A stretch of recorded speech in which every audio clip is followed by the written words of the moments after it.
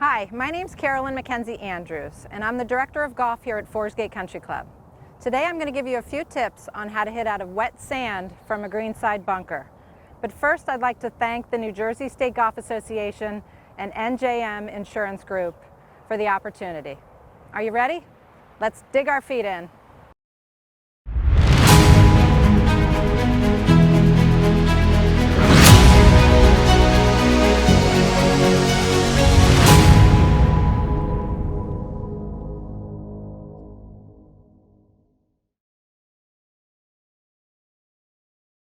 So now I am in the bunker.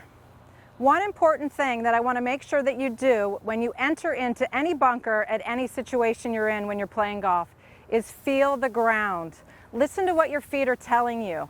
I know that it rained last night and the sand here is a little bit wet, but I can also feel it with my feet. First, I want to give you a couple tips on the soft sand bunker shot.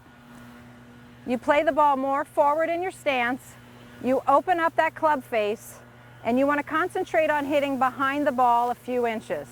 You're going to give it some force to get that ball out of the bunker. Now let's talk about the differences with wet sand.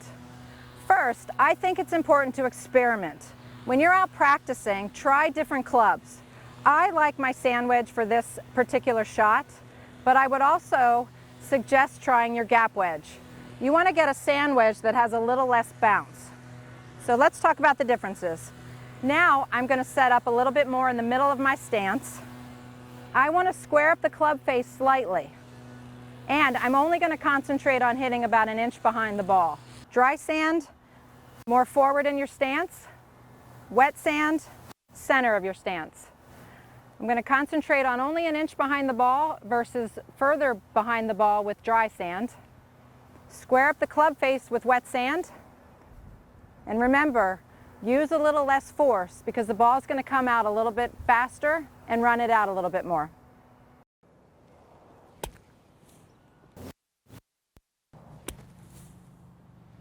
I hope you've enjoyed the tips on how to hit out of wet sand. Good luck, and I hope you play lots of golf this year.